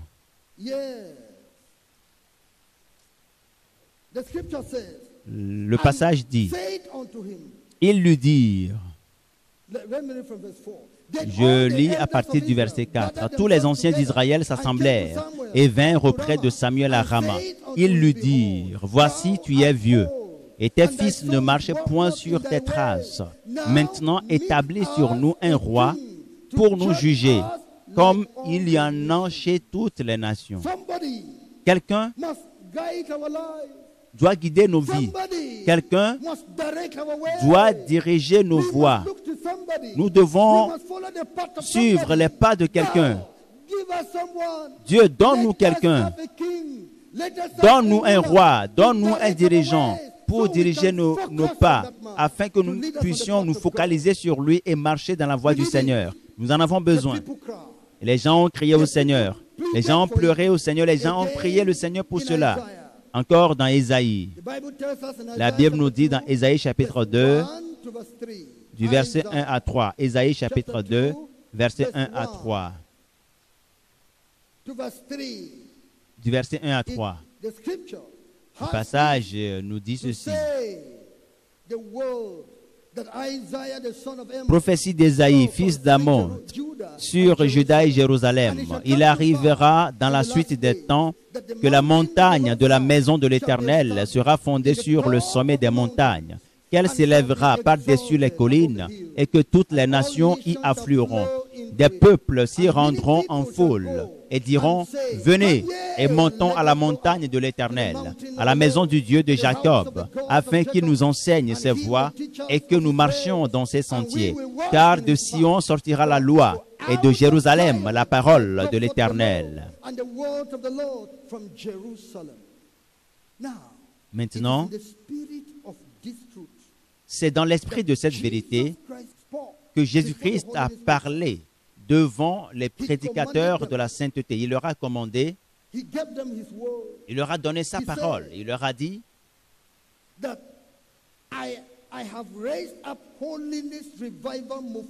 j'ai suscité le mouvement mondial du réveil de la sainteté de par le monde entier pour l'unité de l'Église et pour le réveil dans les églises dans le monde, dans cette fin des temps. Il leur a commandé, il leur a donné l'ordre de s'unir, de s'accorder avec le mouvement mondial du réveil de la sainteté. Et il a dit qu'il a suscité le pasteur Paul Ricard et qu'il l'a oint avec la parole de Dieu, afin qu'il soit le porteur du réveil de la fin des temps dans l'Église pour apporter le dernier réveil et organiser la dernière vague de moisson pour apprêter l'Église pour l'avènement. Nous ne parlons pas pour nous-mêmes, mais nous devons parler. Parce que Dieu ne parle pas pour exalter un homme. Aujourd'hui, le monde est dans le péril. La justice a perdu du terrain. Le diable a pris contrôle des choses. Et Dieu a dit, ce mouvement, c'est le mien. Lorsque j'ai vu que les gens m'ont déçu, les dénominations m'ont déçu, ont failli, j'ai suscité mon mouvement, le mouvement mondial du réveil de la sainteté. J'ai mis mon fils là pour enseigner la parole. Et Jésus a dit à Satan, tu ne pourras rien lui faire et Satan ne pourra jamais me changer. Cette vérité que vous écoutez, vous l'écouterez chaque jour. Vous l'écouterez chaque année. L'enlèvement viendra nous trouver vivants. L'enlèvement viendra nous trouver vivants. Vous qui cherchez la vérité, c'est le plan de Dieu de susciter un homme. C'est le plan de Dieu de susciter un ministère et de faire en sorte que les gens se dirigent vers ce mouvement de génération en génération. Dieu l'a toujours fait. Alors que celui qui a des oreilles écoute ce que dit l'Esprit à l'Église. Nous ne parlons pas pour notre propre gloire, mais nous devons prêcher, déclarer la parole de Dieu. Car je sais, il y a un manque cruel de la vérité dans le monde et dans l'Église. Je sais que la corruption a pris contrôle partout. Les gens ne peuvent plus se tenir fermes. La gloire de Dieu est en train de disparaître, mais je sais que les fils de la justice vont briller ici. Je sais que la grâce du Seigneur qui m'a été accordée, je sais la sagesse que le Seigneur m'a accordée, je sais que je connais la puissance que Dieu m'a donnée, je sais ce que le Seigneur a mis en moi par la puissance de sa parole pour réunir, mobiliser, rassembler les gens pour lui. Et vous verrez les gens venir de partout et chaque jour.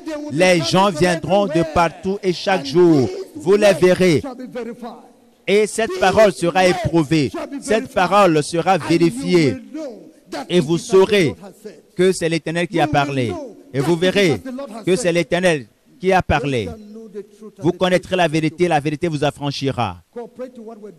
Coopérez avec ce que nous faisons ici. La parole, les messages, les enseignements, les livres, les DVD. Achetez-les, prenez-les. Soyez humbles, soyez suffisamment humbles pour pouvoir écouter, pour pouvoir enseigner. Parce qu'il y a des gens qui veulent se faire Dieu, ils ne vont jamais chercher à lire ces ouvrages, à écouter ces messages. Mais si vous êtes humble, si vous vous humiliez comme Jésus, qui s'est rendu obéissant jusqu'à la mort, lui qui a vu le jour, qui a été déposé dans une crèche, vous serez élevé. Le Seigneur vous élèvera. Mettez-vous debout. Telle est la voix du Seigneur qui retentit pour vous. C'est difficile à dire, mais cela doit être dit. Parce que la vie se trouve dans cette parole. La vérité se trouve dans cette parole. Certains se sont séparés de Jésus quand il leur a dit la vérité. Et il n'était pas préoccupé. Il a juste dit au reste, mais ne voulez-vous pas partir? Et ils ont dit, mais si nous partons, où trouverons-nous cette parole? Et si nous partons, nous n'aurons plus la vie éternelle, parce que nous avons l'assurance que le Dieu des cieux t'a envoyé. Tu es le Fils de Dieu. Merci Jésus.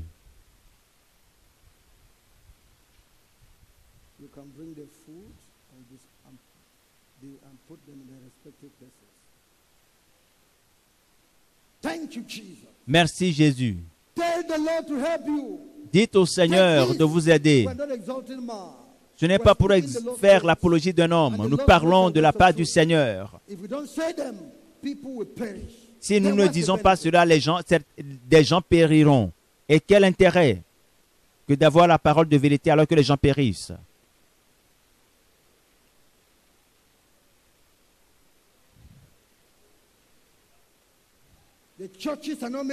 Les églises faillissent. Les congrégations trébuchent et tombent. Les serviteurs de Dieu se tournent vers les démons. Il faut qu'il y ait une parole. Dieu doit montrer un chemin où il y a la parole parfaite, où sa présence demeure pour sauver le monde. Et Dieu doit vous montrer un homme entre les mains de qui il a mis la parole. Et Élisée, le fils de Japhat, est ici. Et Josaphat a dit, la parole de l'Éternel est avec lui. Allons auprès de lui.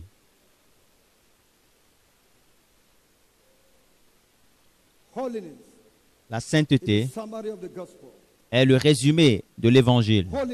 La sainteté of the gospel. est la somme totale de Holy l'évangile. Ghost, Le Saint-Esprit who lives in holy heaven, qui demeure save men and make them holy. dans la demeure So that they can sainte live with him in holy est venu pour demeurer avec Holy, nous, holy afin dwelling place. que nous puissions également nous apprêter à demeurer éternellement summary of the gospel. dans cette habitation éternelle. Tel est le résumé de l'évangile. Mystery of godliness.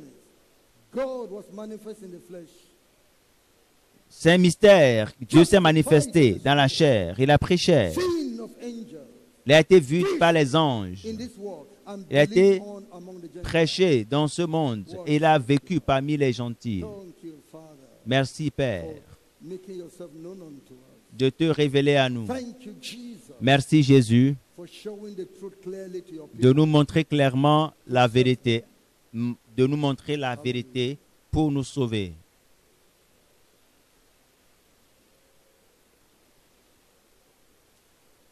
For the church to be united, there must be a leader. Pour que l'Église soit unifiée, il faut qu'il y ait un leader Believing the same thing, practicing the same thing. qui croit en la Teaching même the same chose, qui enseigne la même chose, qui prêche la Divided même we shall chose. fall, united we shall stand. And unity is required for Nous devons every éviter la survivor. division et nous Therefore, devons God nous said, "Let's unir. walk together." C'est pour cela que Dieu nous dit, travaillons Cooperate with ensemble, holiness, revival, coopérer avec le cooperate mouvement de la with Pastor sainteté, Paul Ricard. coopérer That is avec the le voice pasteur of Paul Jesus. Ricard. C'est la voix de Jésus. I quote him directly. Et je vous transmets cela directement. He's speaking the same voice around the world. Et il parle le même langage de par le monde entier. The message you have just listened to is a production of Holiness Revival Movement Worldwide.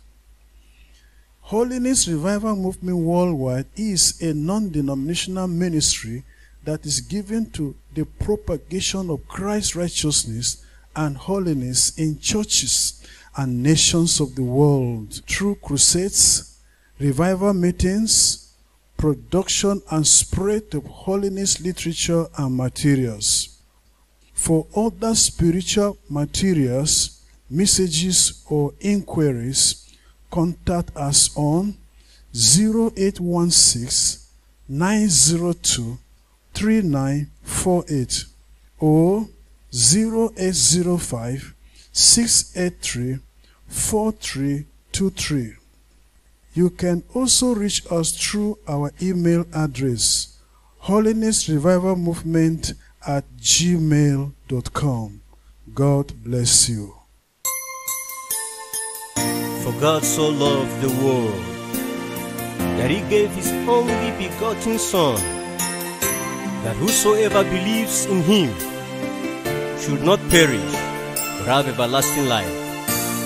For God sent not his Son into the world to condemn the world, but that the world through him might be saved. Hallelujah. Jesus, I believe in you.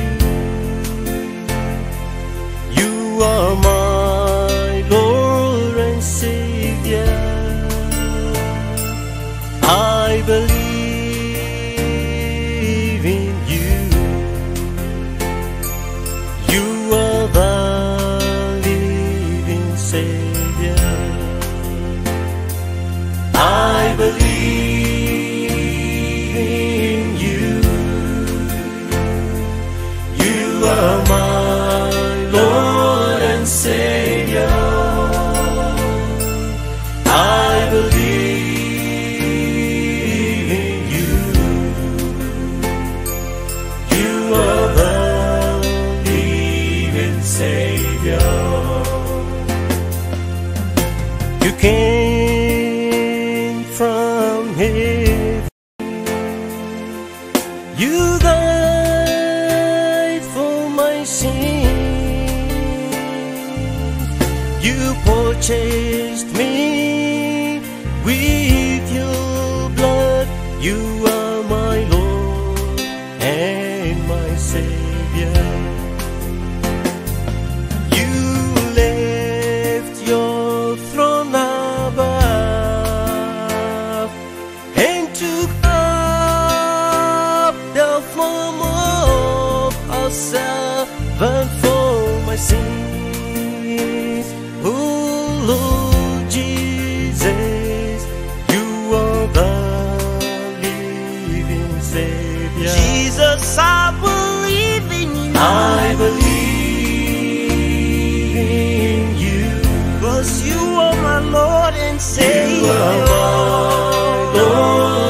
Savior. Jesus, I believe in you. I believe in you, Lord, 'cause you are the living Savior. Savior. Jesus, I believe in you, Lord, 'cause you are my Lord and my Savior. Lord and Savior, Lord. I believe. That's why I believe in you, Lord. Oh, Jesus, You are the you are my living Savior. I believe in you. I love you, Lord. I believe in you. You are the living Savior. I believe in you. I love you, Lord. I love you. I believe in you. You are the living Savior. Jesus, I believe in you. I believe in you. You are my Lord and Savior, You are Lord. my Lord and Savior. I believe in you. Lord. Oh, You are my living Savior. Jesus, I believe in you. You are my Lord and Savior. I believe in you. You are the living Savior. You came from heaven. You died for my sins. You purchased me with your blood.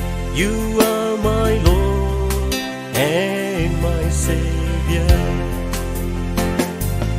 You left your throne above and took up the form of a servant for my sins.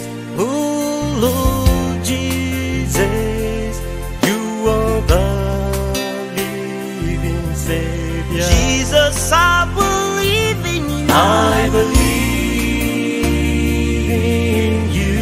'Cause you are my Lord and Savior. You are my Lord and Savior. Jesus, I believe in you. I believe in you. Lord, 'cause you are living Savior. Jesus, I believe in you, Lord, 'cause you You are my Lord and are Savior. my Lord and Savior, Lord. I believe. That's why I believe in you, Lord. Oh, Jesus, You are the you are my living Savior.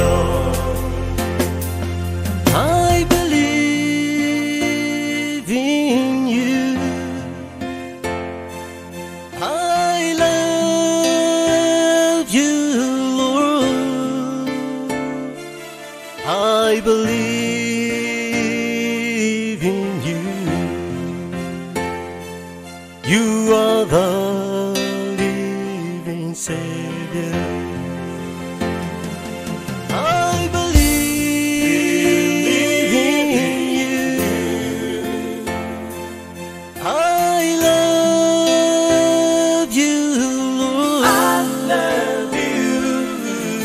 we believe in you. You are the living Savior. Jesus, I believe.